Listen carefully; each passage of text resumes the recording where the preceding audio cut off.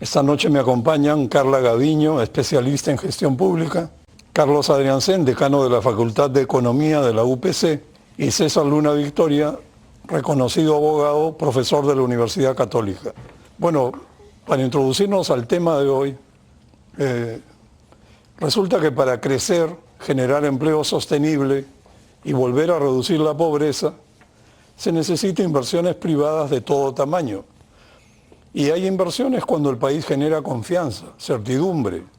Por eso, el riesgo político es un desafío que el Perú está viviendo intensamente, ya que causa incertidumbre, desalienta la inversión e impide el crecimiento.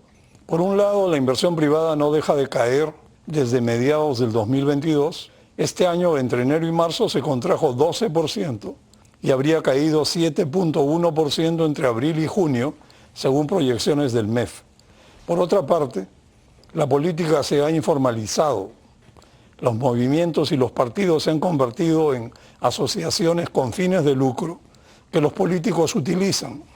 César, no tenemos líderes, visión de futuro ni partidos que valgan la pena. ¿Cómo hacer para evitar que la gente que llega al gobierno entre en modo saqueo? Parece que las sanciones no parecen funcionar porque hay varios presidentes que están enjuiciados y todo sigue repitiéndose. A ver, yo creo que hay una democracia silenciosa, ¿no? Porque efectivamente lo que has dicho es la foto oficial, ¿no? La escena oficial tiene los niveles que has mencionado, no hay que calificar los niveles adjetivos ahí. Entonces, yo creo que esa mayoría silenciosa se expresa en encuestas, ¿no? Y esas encuestas hay que escucharlas. ¿Qué cosa hacer? Yo creo que hay un cambio de paradigma. La mayoría se mueve por paradigmas, ¿no? Víctor Hugo de la Torre, ¿no? Pan con libertad, ¿no? Velasco, campesino, el patrón no comerá más de tu pobreza, ¿no? Fujimori, ¿no? Honradez, tecnología y trabajo. Gracias. Entonces, cada uno, o sea, la lectura política se reduce en un paradigma, ¿no? Y lo que creo que nos falta ahora es un paradigma, porque normalmente los paradigmas han sido económicos. O sea, quien tenía la gestión pública decía, bueno, lo que necesita la gente es un tema económico, ¿no? Incremento de remuneraciones, incremento de trabajo, inversión. Pero hoy día esa mayoría silenciosa ha girado de pretensiones económicas a pretensiones políticas. No, hoy día es que se vaya Dina, ¿cómo se llama? Adelanto de elecciones, constituyente, poder regional. No están pidiendo incremento del salario mínimo. Entonces yo creo que ese es el dato nuevo, ¿no? Que ha habido una evolución de los reclamos. Dejan de ser reclamos económicos, pasan a ser reclamos políticos y no tenemos efectivamente quien los lidere. A tal punto que en las últimas protestas no tenía al frente a alguien, un líder con el cual empezar a negociar. Entonces, ¿este cambio de paradigma ocurre espontáneamente? No, no creo que ocurra espontáneamente. Yo creo que es el resultado de 25 años de fracaso democrático. O sea, la democracia, hemos fracasado en democracia. Esto arranca en el siglo con la promesa democrática de Toledo. O sea, Toledo se convierte en el líder contra Fujimori, contra la corrupción, contra todo eso, y dice, yo voy a reformar, yo voy a modernizar la política. Y ya vemos que fue fatal. ¿Cuál fue la bandera política de Toledo? La regionalización. Alan García la precipitó. Y esa regionalización, ese dinero, la cantidad de dinero que ha ido a regiones y a gobiernos locales, no ha calado en beneficio del pueblo. Entonces, el pueblo dice, ya no creo en la democracia. Claro, lo que dicen es, ya no creo en la democracia los partidos reales, pero ¿cuánto gobierno, cuánto grupo local y regional ha ejercido la función pública? Entonces yo creo que no es espontáneo. Han sido 25 años, 23 años de fracaso de esa promesa democrática, ¿no? Una situación realmente muy difícil. Ahora, Perú se ubica en el puesto 55 de 64 países. Por favor, recuerden la cifra, 64 países. En el ranking de competitividad mundial del Instituto de Management Development, IMD, de Suiza, que fue publicado recientemente. Este ranking evalúa la competitividad de 64 países en base a la medición de 4 pilares: desempeño económico, eficiencia del gobierno, eficiencia de los negocios e infraestructura. Carlos, en desempeño económico, Perú retrocedió significativamente del puesto 40 al 53, por lo que según el IMD necesita fortalecer la atracción de inversiones y mantener la inflación bajo control. ¿Añadirías algo? ¿A qué atribuirías este retroceso? Definitivamente estamos en retroceso. La región está en retroceso, pero al mismo tiempo voy a de alguna manera diferir con el doctor Luna Victoria, porque nunca en la historia hemos estado mejor. Tenemos 5 años cayendo, cada vez más definidamente, pero el estándar de vida de un peruano, ni siquiera mirando las cifras forzadas de Acton Madison desde que somos república, nunca hemos estado mejor. Nunca el peruano ha comido más, contrariamente a lo que cree y se repite. ¿Todos los peruanos o algunos? No, el producto del Perú es fundamentalmente el per consumo. cápita. La doctora no me va a corregir. Y el consumo no se lo pueden consumir los ricos. El nivel de vida del pueblo actual es el más alto de su historia. Si comparamos lo que consumía en dólares constantes, en algún ejercicio heroico, un habitante peruano hace un siglo, era pobrísimo en función al peruano promedio de día. Claro que han habido fluctuaciones. Otro detalle característico del Perú es que también estamos en el ranking 90 y tantos del índice de corrupción burocrática. Y cada vez sigue cayendo. No es que hemos sido corruptos siempre. Cada año estamos teniendo índices de control de la corrupción publicados por el Banco Mundial y de percepción de corrupción peores. Y estos tienen una explicación. El botín ha crecido y el control político o la libertad política del país se ha deteriorado. Han habido cambios. Y lo que acaba de decir el doctor Luna Victoria es cierto. Han habido cada vez menos claros liderazgos. Cuando Alan García vendía un futuro diferente, Lima hervía. Algo con honradez, tecnología y trabajo. Pero últimamente llegan gente por accidente. No hay liderazgos. Yo un gran analista político vivo, que de cuando opina en CNN, decía que el progreso ni es futuro, ni es seguro, ni es inevitable. Requiere liderazgos. Y solamente quiero conectar con una idea. La mujer o el ser humano más brillante, en mi opinión, del siglo XX no fue Albert Einstein, fue Hannah Arendt, una politóloga israelí. Y ella nos recuerda claramente que para que llegue un régimen como el de Hitler, de izquierda totalitaria, es fundamental que la gente tenga la más completa desconfianza en el poder de turno, en el gobierno, en los funcionarios. Y luego viene un señor como Hitler, un líder totalitario de izquierda, que ofrece futuro a los alemanes y todos se abrazan. Ojo con eso, porque como conversábamos hace poco, los índices de libertad política en el Perú, medidos, y los índices de libertad política en el Perú se vienen deteriorando sostenidamente.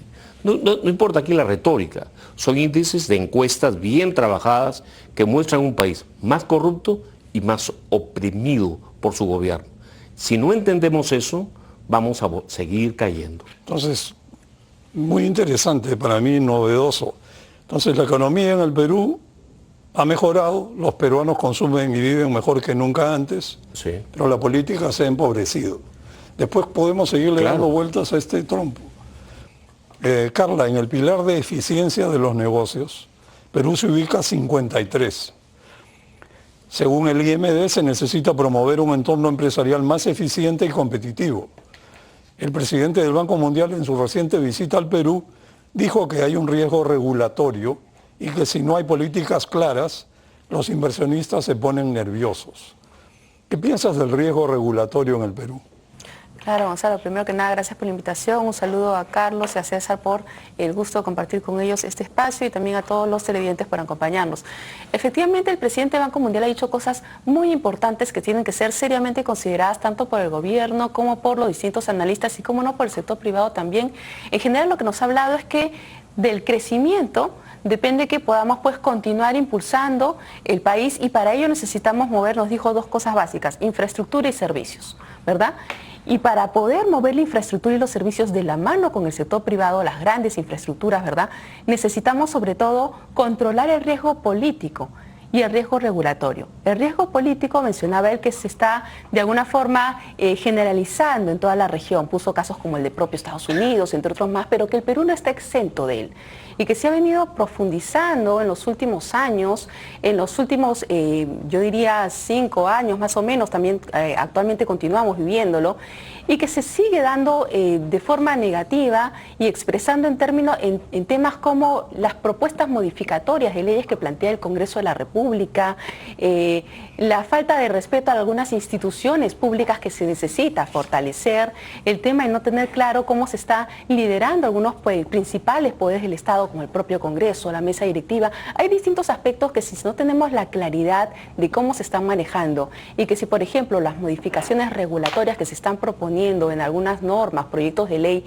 no van de la mano con la mejor revisión técnica, con las mejores políticas públicas, sino que más bien van de la mano con un tema un poco más populista, un poco más efectista, finalmente lo que va a seguir impactando es en qué tanta confianza genera el Estado en su totalidad para que se puedan generar mayores inversiones privadas, sobre todo en materias de largo plazo como es la infraestructura pública. Miren cómo está Latinoamérica en el ranking IMD. Chile sigue adelante en el puesto 44, Perú 55, México 56, Colombia 58, Brasil 60, Argentina 63 y Venezuela 64. Y ojo que son 64 países. O sea, en la cola. En conjunto, los países de Latinoamérica promedian la posición 57. César, ¿qué ha pasado con Latinoamérica? ¿Se está volviendo irrelevante mientras gira a la izquierda? ¿Cuánto influye la manera de hacer política en la región? A ver, el arte de la política es combinar el arte de lo posible con cuál es tu público objetivo. O sea, hay que saber leer el país, ¿no?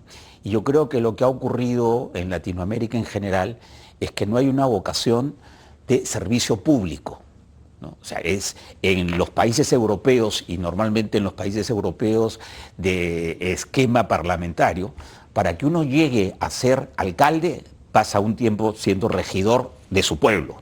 De alcalde pasa a la región, de la región pasa ya al nivel nacional. De modo tal que cuando uno llega a una función nacional, ya tiene pues entre 10 a 20 años de saber administrar el presupuesto.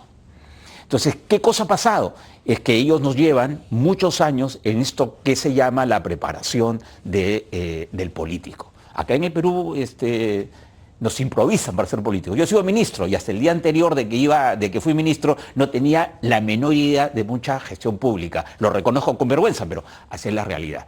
Entonces, eso es en primer lugar. Y en segundo lugar, creo que no hemos prestado, o sea, nos hemos distraído por los éxitos de promedio.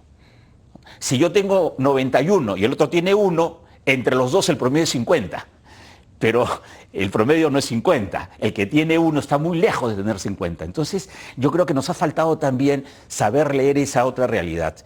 Y Carlos, yo no soy economista, tú tienes años luz por delante, entonces, sin necesidad de hacer diálogo, porque acá Gonzalo es quien nos administra, hay cifras que a mí me hacen mucho ruido, ¿no? Es verdad, probablemente, bueno, seguro, más que seguro, es cierto lo que nos has dicho, que el consumo está mejor, pero la FAO está anunciando una crisis alimentaria y señala que el Perú el año pasado, la medición pasada tenía 8 millones de personas vulnerables en este tema de crisis alimentaria y hemos duplicado a 16 millones. Esa cifra de 16 millones coincide con las cifras de pobreza en el Perú. En el Perú tenemos 27.5 de pobreza. Teníamos 20 o 22 antes de la pandemia, tuvimos un hipo de 30 con pandemia, regresamos a 27.5 y ahí nos está costando, Dios y su ayuda, los economistas dicen que nos vamos a demorar 10 años en recuperar el índice de pobreza que teníamos antes de prepandemia, claro, dependiendo del incremento. del incremento del Producto Bruto Interno que logremos en este periodo. Pero 27.5% de pobreza también es una cifra que hay que mirarla con, entre los no pobres, cuántos son vulnerables, o sea, cuántos no se están ahogando, pero el agua ya les está llegando al mentón. Las cifras dicen que eso deben ser unos 22.5% también, que sumados son 60% de la población, que llevados son los 16 millones que la FAO, ¿no? Naciones Unidas dice que están en peligro de crisis alimentaria, ¿no? Entonces yo creo que hay que leer ese tipo de pobreza. Otra cifra espantosa, 80% de informalidad, ¿no? Gente que no tiene seguro, que no tiene pensión, que no tiene acceso a sistemas de salud, ¿no? Claro, dicen, en la economía informal están los millonarios del narcotráfico, los millonarios del oro, pero hay una cantidad de gente que está explotada, en términos laborales, y Carla, por género también hay un tema de esclavitud sexual por ahí, esclavitud infantil. Entonces, esas fotografías hay que verlas para combinarlas. Resumo con tu pregunta. ¿Qué pasó en Latinoamérica? No hemos preparado a los políticos porque eso es un modo de gestión y no hemos estado atentos a las cifras que nos duelen. Yo no quisiera hacer un diálogo, porque no, yo he citado cifras. Pero sí destacar que medir el riesgo de crisis alimentaria es importantísimo, pero es mucho más importante sacar a la gente de pobreza. Y lo que hemos hecho en los últimos años, y en esta conversación también, es quitarle mérito a los gobiernos como los de Humala, como los de Sagasti, como los de Castillo, enormemente destructores de los dos principales predictores de la pobreza en el Perú. Que afecta después del año 2003 a 7 millones de peruanos más. Y eso es el comportamiento o la depresión de la inversión privada y la inversión extranjera. Entonces, podemos enfocar que ahora hay mucho más riesgo de pobreza, por supuesto, pero piensen políticamente. ¿Quién gana cuando hay mucha gente dependiente de la ayuda estatal? O voy a citar al influencer más famoso de América Latina. Era un guerrillero colombiano que tiene una elección de presidente medio accidentada, creo que se llama Gustavo Petro, y decía, a mí no me sirve la clase media, yo quiero pobres porque ellos van a votar por mí para que yo les dé una dádiva. Entonces en esto no hay inocencia, hay una intencionalidad política de ganar una elección. Esta elección que viene va a estar marcada por un conjunto de cambios de política económica que generan una población que no va a votar por el mejor siempre es el menos malo, va a votar por el peor en realidad, por el que le oferta más barbaridades. Y es lo que ha pasado en las últimas elecciones con alguna ayudita de las instituciones que no son predecibles. O sea, en mi opinión, sí hay que mirar el comportamiento agregado de la economía, saber que lo único que levanta al pueblo es un crecimiento alto, no mediano, no la casi recesión que vivimos. Requerimos tener un crecimiento per cápita de 6 a 7%, y eso no es posible, Gonzalo, sin un boom de la inversión privada. La línea que ubicaría a la presidente Boluarte como una lideresa es si logra que la inversión privada se despierte, y la inversión extranjera sobre todo. En caso contrario, será un fracaso. Quisiera recordar un artículo de The Economist hace poco, el artículo de fondo sobre Latinoamérica, donde presentaba pues a Latinoamérica, y dentro de Latinoamérica es donde estamos, que tiene una baja productividad que creció solo 0.2% a 0.5% anual desde el año 2000. Decía The Economist que además su bajo crecimiento, ojo, no atrae inversión extranjera, y que el clima político con tanto sobresalto impide que Latinoamérica despegue. Volvemos al problema del clima o del riesgo político. Y agrega algo que es clave: la corrupción y la informalidad no ayudan tampoco. Bueno, vamos a una pausa y volvemos.